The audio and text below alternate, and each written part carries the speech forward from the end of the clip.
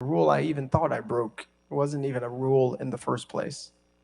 But to be able to bend the rules or skip the rules for certain folks, or to use the rules against duly elected members of this body for either politically motivated reasons or ideologically motivated reasons, are wrong. And not only is it about setting a bad precedent for generations and generations to come, it's bad today, right? For people who still believe and have faith in what Tennessee can be, for the young people who still are marching and still are speaking out, saying that this is still an institution, a place where change can happen. But if we hang on to those principalities and that wickedness that is too often before us, instead of continuously working to improve and continuously working to grow and working to actually create just legislation and not call people who are advocating for it, folks who are calling for temper tantrums, if we don't get beyond that, we will not be able to build this institution or our state into what we know it can and should be, which is a place where we don't have the issues of poverty that we have, where we've expanded medical care for everybody. We want to build a place where everybody in this state can become who God has called for them to be. And at this point, in this place, instead of working on those things, we're working to expel people whose voices we disagree with and whose ideologies and perspectives about the liberation of everybody we view as wrong. Lear Lambert. Representative Pearson. You know, I've sat here today and I haven't said much. This is a difficult day, I think, for all of us and for all of Tennessee. Like many others that have spoken on both sides of the aisle, Republican and Democrat, and all of the people that are here today, because they have families, they have jobs, they have homes. We are all on this House floor because this is important. And you would agree with that, I hope, correct? Representative Pearson. Of course. Leader Lambert. I've struggled when I listen to you speak about what you think about the rest of your colleagues here, because we are colleagues. You ran and were elected by the people of your district. So was I. Why do you feel like when there are hundreds of bills that are being filed, there are hundreds of hours of work being put in by all of these people who have children and grandchildren and constituents who have been killed by violence, and yes, gun violence and others, and yet you stand here and you came to the well of this chamber and silenced 96 other voices. And the stuff you have said, because I respect you, I actually literally respect you. You're a very intelligent individual. You're very zealous. You're very passionate about what you believe in. I am passionate about my constituents as well. I don't want any child anywhere in this state to be in danger. You've heard me say those words, but you don't seem like you believe that any of us care about our constituents as much as you care about yours. Though many people in this body have served their communities for decades, both Republican and Democrat. When you step into the well with a bullhorn and are yelling and screaming and are sharing with the people of this state that you believe that none of us care, and you shut down the ability of even a response, surely you can at least admit that that is an egregious thing to shut out other voices, because only together, with everybody's thoughts at the table, everybody's voice at the table, can we possibly solve the problems that plague our day. Every single voice is important. Yours, mine, everyone's. Does it not matter to you that in doing so, you shut down every other voice and elevated yourself even above the very families who were going through hell because their loved ones were killed? And it appeared to us as if in that broach of protocol, it's not about the rules. It's about that you elevated yourself above the very dead bodies that had not been put in the ground yet. How can you not get that? We all of us, want to make sure that there's no more children killed. Surely you get that, but I'm going to give you an opportunity to respond. I understand that your voice matters. I would ask that you explain to this body why you feel like ours do not. Because on almost every single bill you've spoken, and I think your questions have been illuminated in certain issues that I might not have thought about because I haven't walked in your shoes and you haven't walked in mine. But those rules are there so that we can have this back and forth instead of people just shouting at each other in which nothing gets resolved. I wanted to share that because I wanted to hear your thoughts on how coming to the House floor with a bullhorn and drowning out the voice of my constituents is helpful in this exchange, because this is the way that I know how to resolve things, to talk about them and share ideas and share our differences in a way that comes to better results. What are your thoughts on that? Representative Pearson. Leader Lambert, you're wrong. I don't think that one person's voice is more important than anybody's, especially the 96 or so other folks. But what about the thousands of people who were here that Thursday who you never recognized? What about the thousands of people here who your colleagues never made eye contact with or smirked at and gave a thumbs up or laughed at? What about the thousands of people who came here saying, we need to end gun violence and we need you to do something, and they were called insurrectionists by the Speaker of this House? What about the thousands of people who marched the streets of Nashville and came up to this Capitol asking that we do something, but instead of getting just legislation that might protect our schools, we're saying put more guns in schools? I have to tell you, Leader Lambert, I'm shocked that you would say that you care so much about debate in this moment. I am, because I've seen and talked with a young person today who said they came to you and they were talking with you, and there was another representative, Representative Jones, there. And he was trying to speak with you, and you yelled at him, "I've heard enough from you, young man." You said that to another equal member of this body. And so it is hard for me to now listen to you, a person who has yet to put forward legislation that I believe or that I think has had the true input of other members of this House and other members of this body's input that could actually help protect and save our communities. I haven't heard you talk about the red flag gun laws that you're ready to propose. I haven't heard you talk about the gun storage bills that you're ready to propose. I haven't heard you talking about those things or putting resources or money towards our communities that are suffering from gun violence. I haven't heard you do those things just yet. And so it is very difficult for me to stand here now for you to think that I am trying to elevate myself above the people who were killed at Covenant, or my own people like Dr. Yvonne Nelson or Larry Thorne or TJ Crutcher. It's really difficult for you to look me in the eye and tell me that I'm putting myself above people who have been killed by gun violence, who I know personally and who I don't know personally but advocate for. When in this House, on that day when we returned, instead of putting forward just legislation, we moved on as business as usual. We had only one representative to speak about the shooting at Covenant, and we moved on. So don't tell me, sir, that debate is so important to us when you didn't stand up and tell the Speaker, we need to make sure that all members can speak now. Go ahead, Leader Lambert. Leader Lambert, the first 5 ran out. That was his 5. We'll put you back on the list and come back to you. I'm sorry. Sorry. No, we don't. We'll come right back. It's fine. We'll be back in 5 minutes or less, potentially. Representative Harris.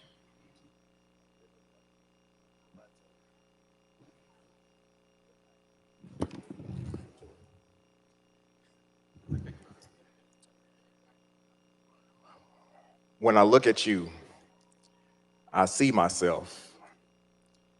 If I'm unable to see you as my brother, then it is my vision that is blurred.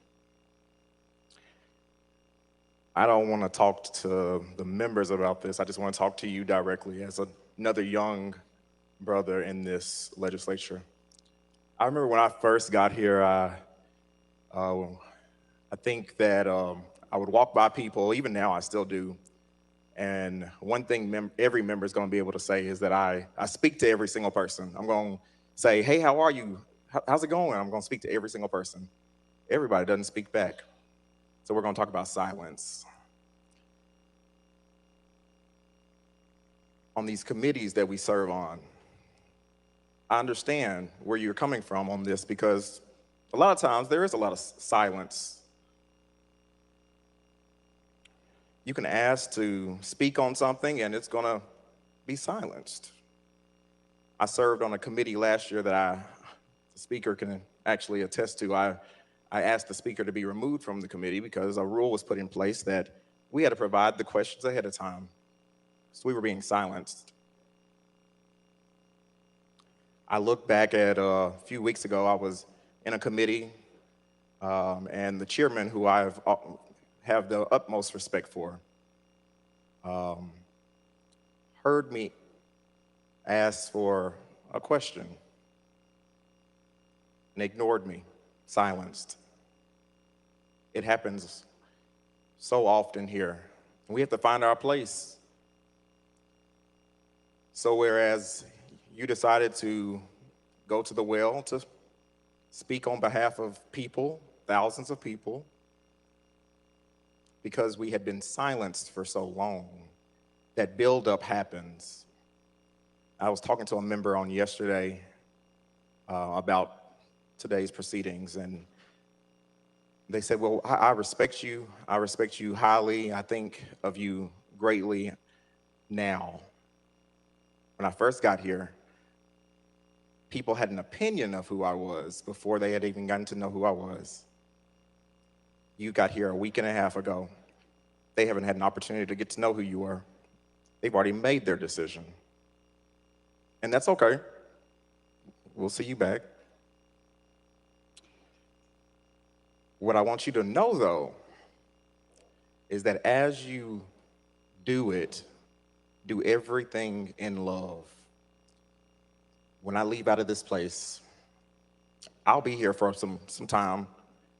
I mean, if you look around this room, a lot of these members may retire, be dead and gone, but rules and stuff will still change, and you'll be here.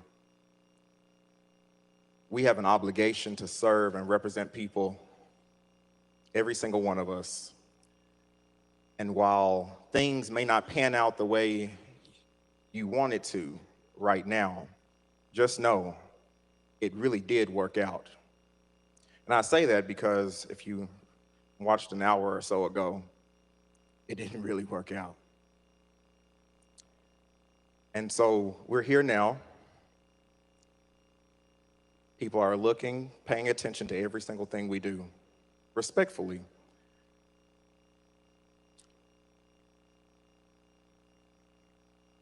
We had a member from our community that was murdered, Tyree Nichols. Murdered. We talked about him for 1 week. We had 6 individuals killed recently, 3 children, 3 adults. And we would have talked about them for 1 week had you not done what you did last Thursday. You allowed for more voices to be heard. Now, while I may have done things a little different, you made a difference that everybody's going to remember. And I promise you, those young people, the people that's going to pass away in the future, things that may happen in the future, they're going to get heard. And when you go back home, just know you did a great job. Matthew 25:21 says, "Well done, my good and faithful servant." It has been a joy to work with you, no matter what happens here today. Representative Pearson. Thank you, Representative Harris. And indeed, we are in a movement rooted in love. The movement for justice, the movement to end gun violence, the movement to end poverty, to ensure every kid gets good education, the movement to ensure everybody has access to health care. It's rooted in love because it's rooted in the belief that every person has value. And I know that's countercultural or that's subversive to some people's way of thinking, but it is rooted in love. And that is how we can, and that is the way we must operate. But I want to speak to this because I don't know what's going to happen. But I'll promise you that it's all right with me. What I will say is that those silences that my colleague is talking about, it's an institutional problem. And I see a lot of chairmen here talking and a lot of other leaders here of the party that's in positions of power right now. And I'm really speaking to the chair folk. y'all have a responsibility to make sure your committees still are democratic. I've watched the committee hearings, and oftentimes you get folks calling the question before any other colleague gets to ask any question, even when they have valid points.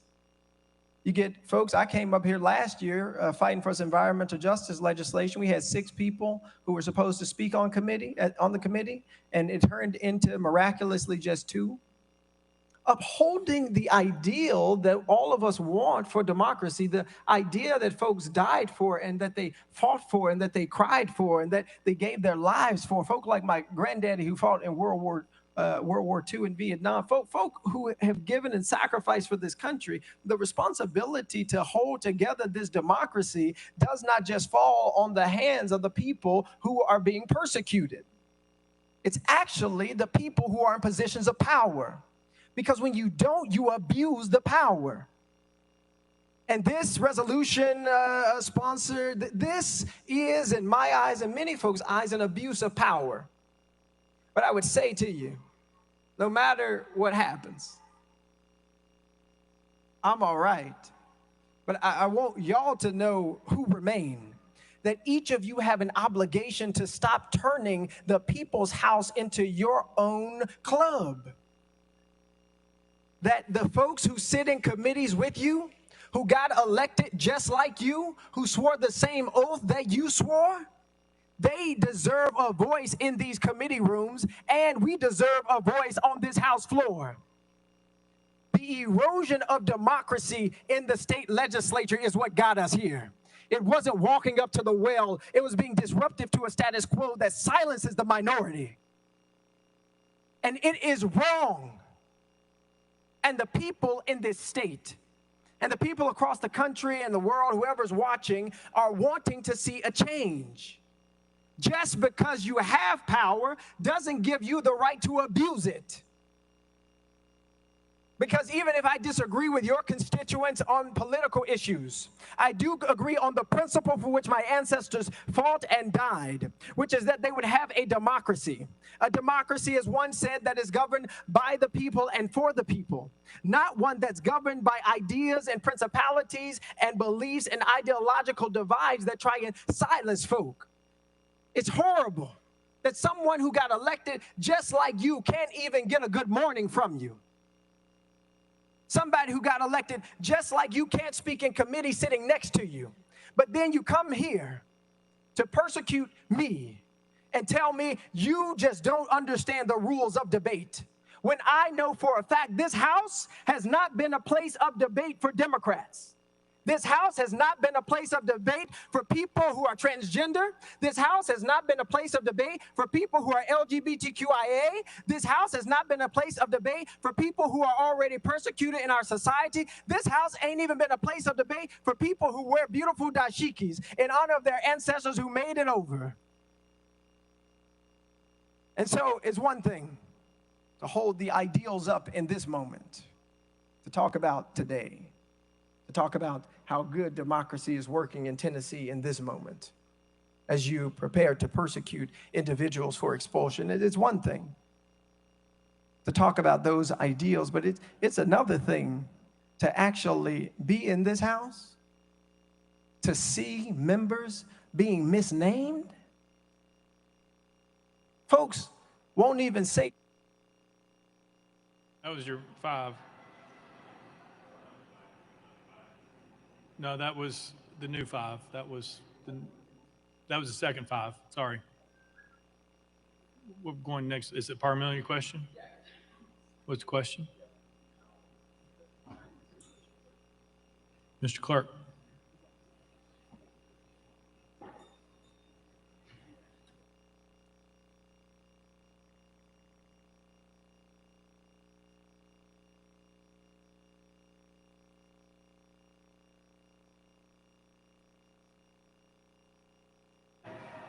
Got it. All right. Representative Hawk.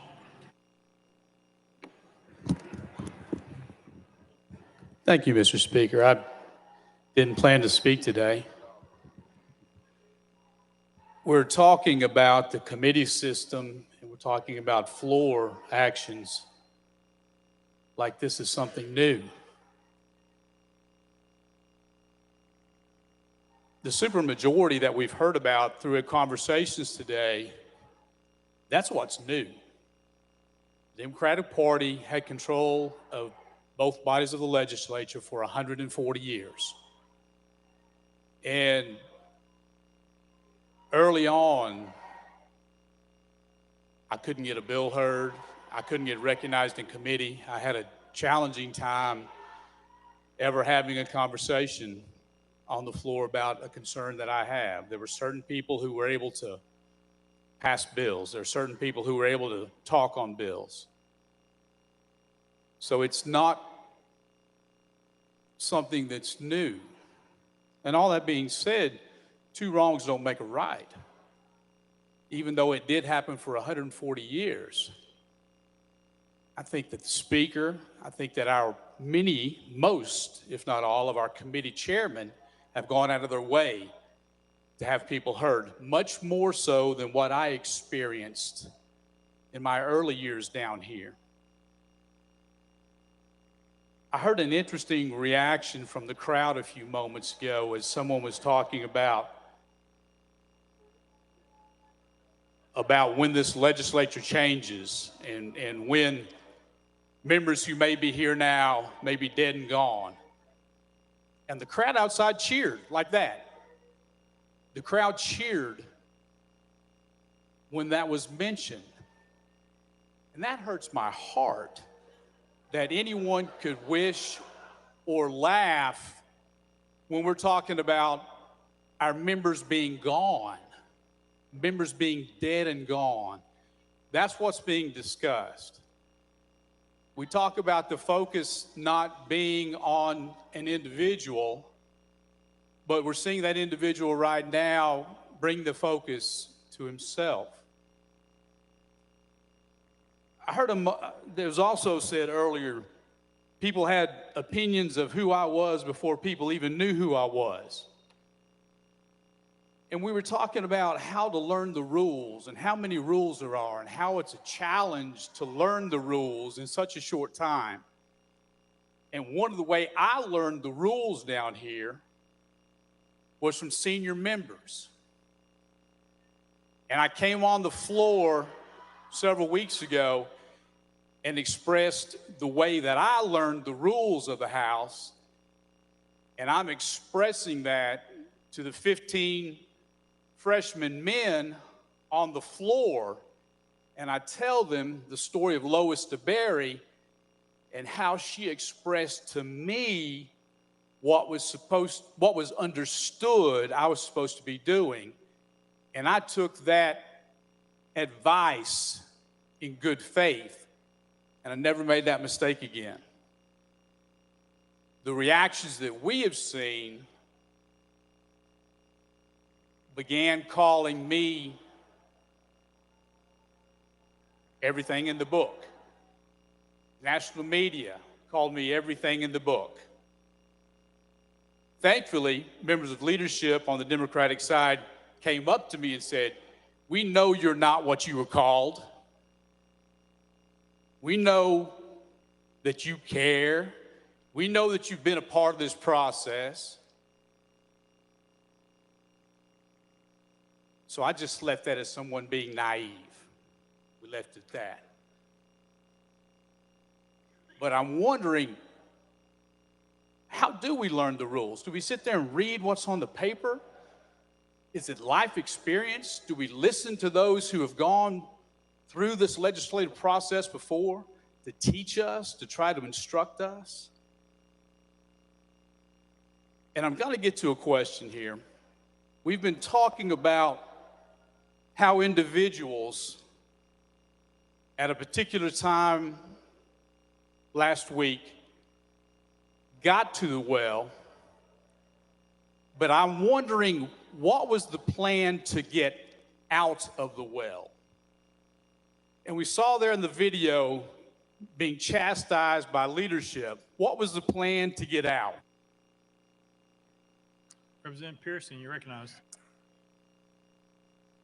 Representative Hawk represents something that we ought to talk about. And it's a common phrase. I'm not going to talk about white supremacy and things like that right now because I think that's what you're referring to. That's not what I'm going to talk about. What I want to talk about is just a common phrase that all of you know. Hurt people hurt people. Hurt people hurt people. And there have been folks like this, and I didn't even realize Democrats had been in control of the House for 140 years or anything like that. That's a substantial amount of time. Um, uh, but in what the representative said was given reasoning or license for mistreatment of other members that are not currently in the majority. That is not how we sustain our democracy. Saying these things such as, I didn't get recognized in committees. Saying things like, I only certain people could pass bills. These are the exact same things that I hear as a member of the minority party. There's something wrong in the way that this House is operating.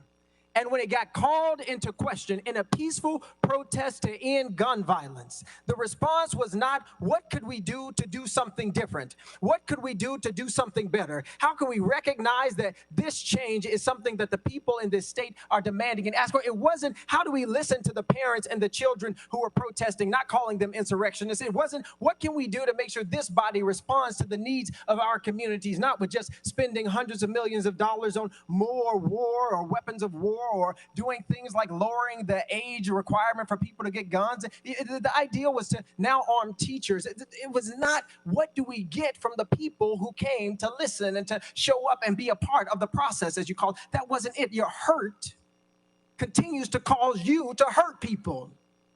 And this body is hurting people. You just expelled a member for exercising their First Amendment rights,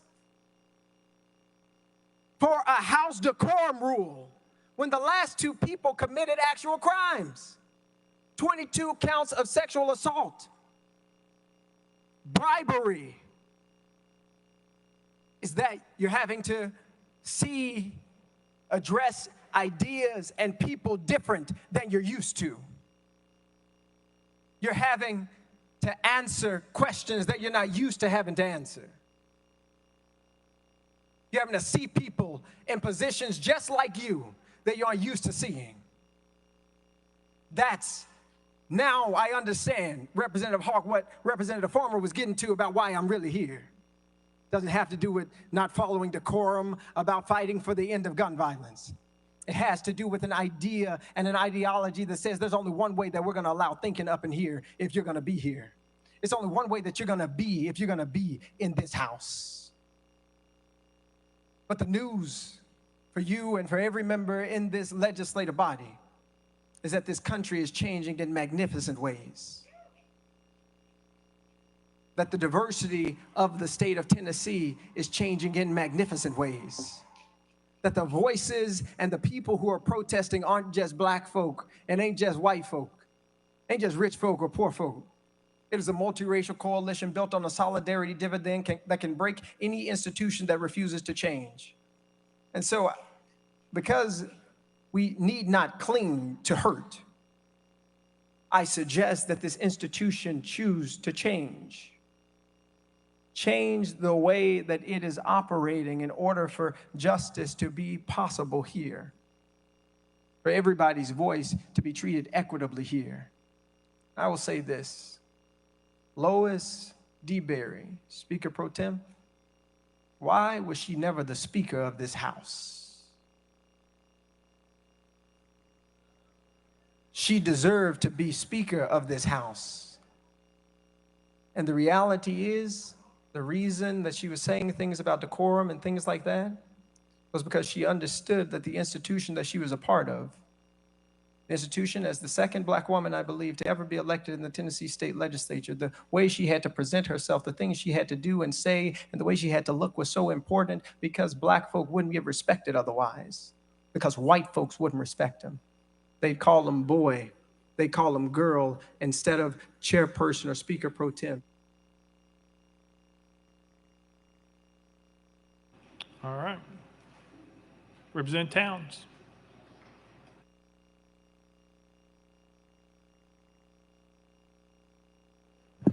Thank you, Mr. Speaker. Mr. Speaker, here again, and members, I'm going to say that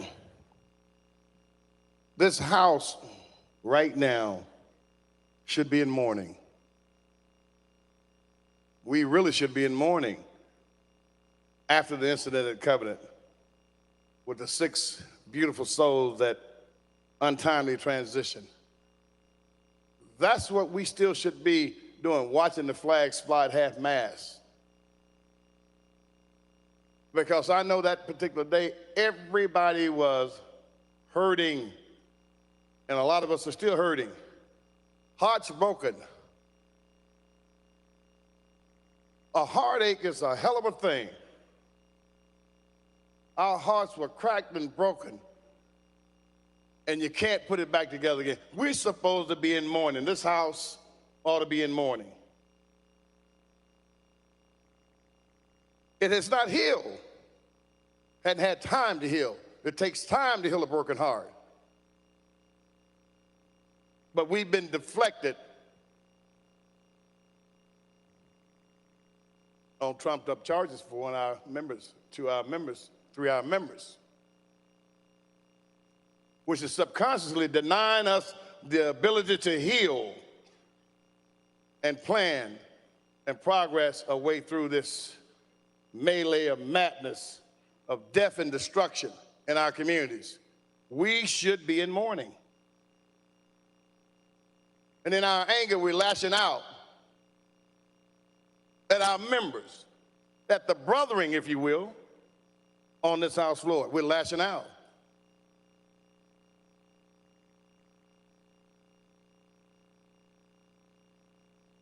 That is not Christian.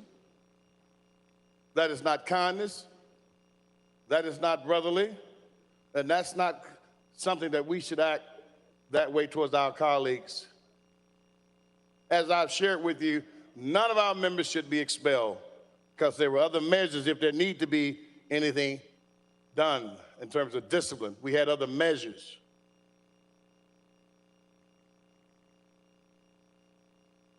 I ask that you allow our member to stay and allow us to get back to mourning and to figure out how we can address this plague that's harming our nation and harming our people and harming our state and harming our citizens. The people are calling for something to be done. Many of us don't know exactly what needs to be done, but we know we have to do something. Any of us would run into a burning building to try to save some children. All of us. As I shared about the anger, when we get angry, we may be like a dysfunctional F troop, and all the children die because we're mad. Madness, temporarily insanity. It's insaneness when you go mad. Can't rule and judge over people with madness, sober minds and hearts of flesh, compassion. When you're trying to legislate and have sway over human beings' lives. My grandmother told me something a long time ago. So she said, baby, you never spank your children when you're angry at them. I said, why, my dear? She said, you may hurt them.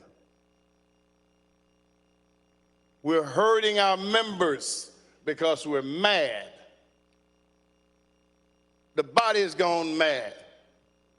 It's like an autoimmune disease. The body turns against itself. We're mad because of something that transpired on this floor.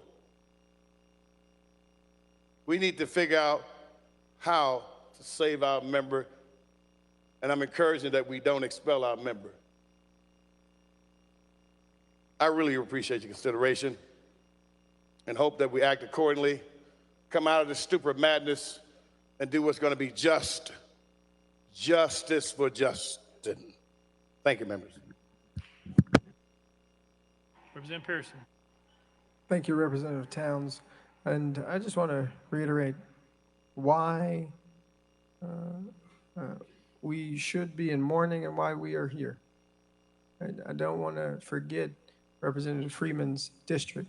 a catalyst for this conversation. And unfortunately, instead of it being a catalyst today for the passing of those laws, it's about expelling myself and two other members of the House. We have in this state a proliferation of guns, and we have significant incidences of gun violence. That is the reality of what's happening in the state of Tennessee. That is a real issue that needs to be addressed.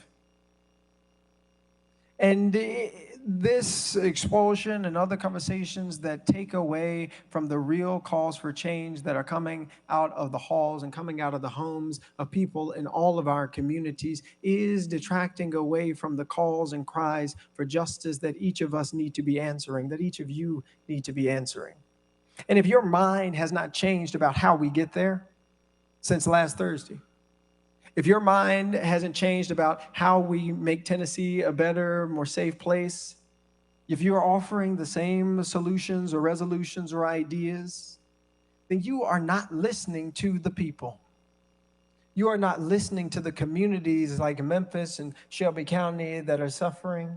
You're not listening to the folks who are dealing with gun violence on every single day, every news cycle. All of us should be being transformed in the ways that we're thinking about solving this problem. But instead of being transformed to do something to solve it, we're silencing folks who said we've got to say something. The resolution isn't expulsion. The resolution is doing something to pass meaningful gun violence prevention. That's what we should be doing. That's what you should be doing.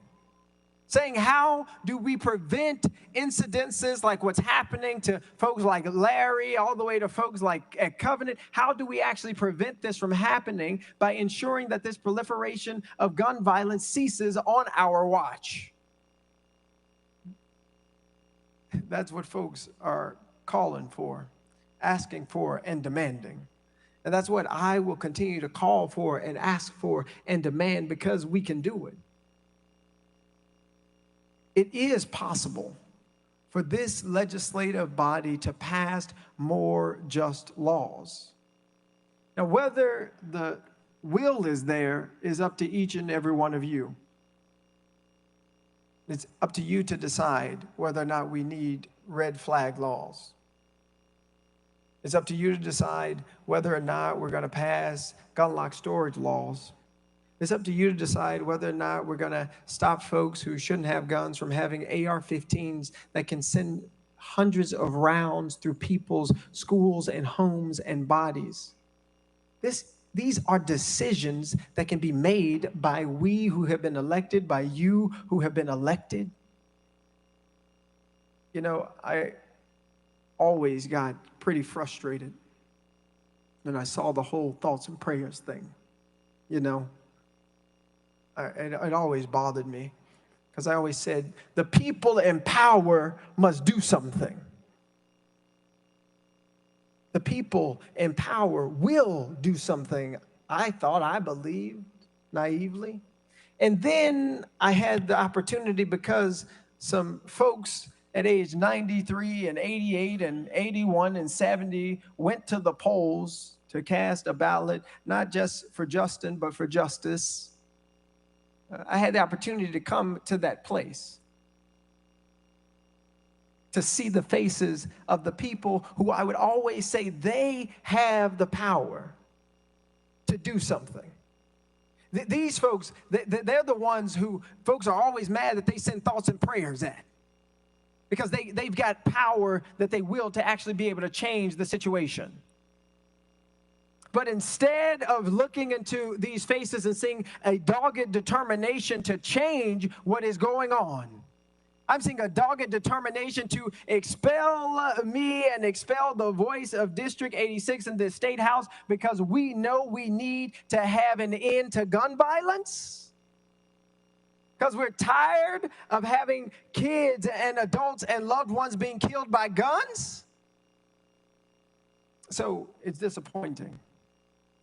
But that dogged determination does live in certain people, and that gives me hope.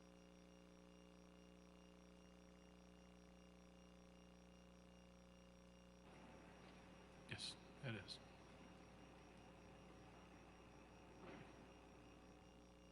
Representative Warner. Thank you, Mr. Speaker. I'll call for the question. Question's been called. There's objection. We're voting on previous question. All those in favor of previous question vote aye when the bell rings. All those opposed vote no. Has every member voted? Does any member wish to change their vote?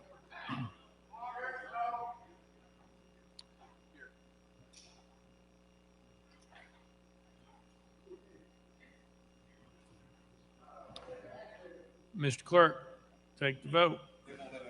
Aye, 73, 23 nays. Previous question prevails. Let the journal reflect Representative Terry is excused. Representative Pearson, you have 5 minutes to close. Okay, give me 1 second. Speaker, I just want to ask a point of privilege. Speaker, point of personal privilege. Is it possible that Senator Ackberry could join us up here? Former State House Representative. Yeah, she can come. Thank you. Thank you. She's going to stand next to me. Leader Camper. Come on, Senator. All glory and honor to God, who makes all things possible, who takes the son of teenage parents Kimberly Owens Pearson and Jason C. Pearson and brings him to an institution built by enslaved people's hand. All glory and honor to God, who brings those who've been marginalized and excluded into this place and tells them that you still have a voice, that you still are somebody, and that the movement for love and justice cannot be stopped because we've still got a heartbeat, because we've still got a movement for love that needs us. We've still got people who are calling on us to act and to do something. To all you who still believe that the best days for democracy are ahead, for all of you who still believe that our better days in Tennessee are ahead, I want to tell you that I still believe with you. And how is it that even now amidst persecution on this Holy Week, after my own brother Justin Jones, Representative Jones, gets expelled from the House, is it that we still have hope and faith and belief in the democracy of Tennessee, faith and hope in the belief in the democracy of the United States of America? How is it that you still have hope, you descendant of enslaved people? How is it that you still have hope? Well, it's because even from the bottom of slave ships, my people didn't quit. Even in cotton fields and rice fields, my people didn't quit. Even when they were whipped and chained and told they had no name, my people didn't quit. Even when they incarcerated us, locked us up for a crack cocaine epidemic created by President Ronald Reagan to fund a war in South America, my people didn't quit. Even when they defunded our schools, separated us and called us colored and white, even when they put us on lynching trees in the state of Tennessee, specifically in Shelby County, my people didn't quit. Even now, as our own brothers and sisters lay to rest because of the failure of people in positions of power to do something, because people are refusing to pass just laws to end the epidemic of gun violence in the state of Tennessee, my people have yet to quit. And so even now, amidst this vote, amidst this persecution, I remember the good news. Hallelujah, Jesus. I remember that on Friday, the government decided that my Savior Jesus, a man that was innocent of all crimes except fighting for the poor, fighting for the marginalized, fighting for the LGBTQ community, fighting for those who are single mothers, fighting for those who are ostracized, fighting for those pushed to the periphery. My Savior, my black Jesus, he was lynched by the government on Friday. And they thought that all hope had been lost. All the outside, it rained and it thundered and everybody said everything was over, and it was some black women who stood at the cross. It was some black women who watched what the government did to that boy named Jesus. They were witnesses, as you have been witnesses to what is happening in the anti-democratic state of Tennessee. They were witnesses to what was going on, and I got to tell you, it got quiet on Saturday. Yes, I tell you, it was a sad day on Saturday. All hope seemed to be lost. Representatives were thrown out of the State House. Democracy seemed to be at its end. Seemed like the NRA and gun lobbyists might win. But oh, that was good news for us. I don't know how long this Saturday in the state of Tennessee might last. But oh, we have good news, folks. We've got good news that Sunday always comes. Resurrection is a promise, and it is a prophecy. It's a prophecy that came out of the cotton fields. It's a prophecy that came out of the lynching tree. It's a prophecy that still lives in each and every one of us in order to make the state of Tennessee the place that it ought to be. And so I've still got hope because I know we are still here and we will never quit.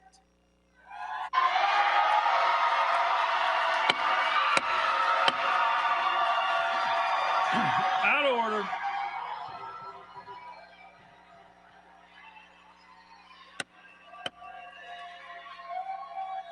Out of order.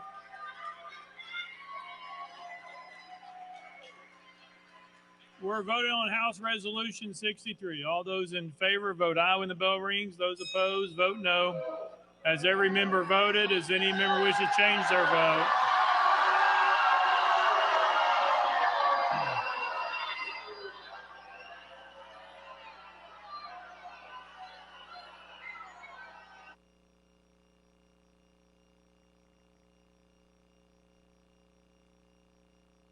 Mr. Clerk, take the vote. Aye, 69, 26 nays. Having received the Constitution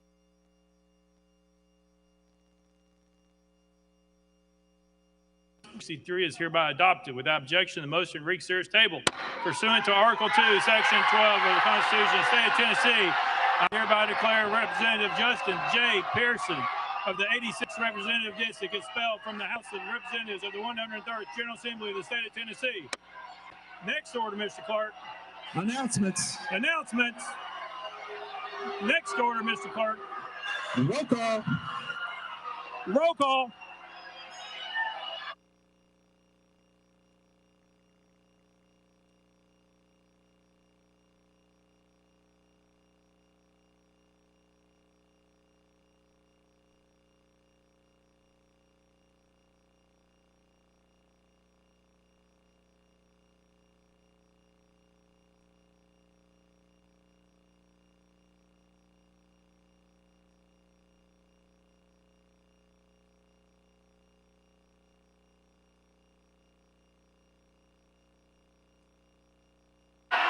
Take the roll, Mr. Clark.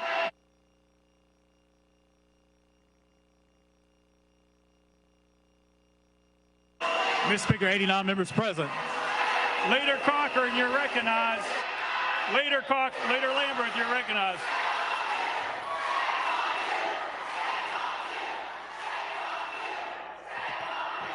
Thank you, Mr. Speaker. I move the House stand in recess until 5 p.m. on Monday, April 10th, 2023. Without objection, the House stands in recess till 5 p.m. on Monday, April 10th, 2023.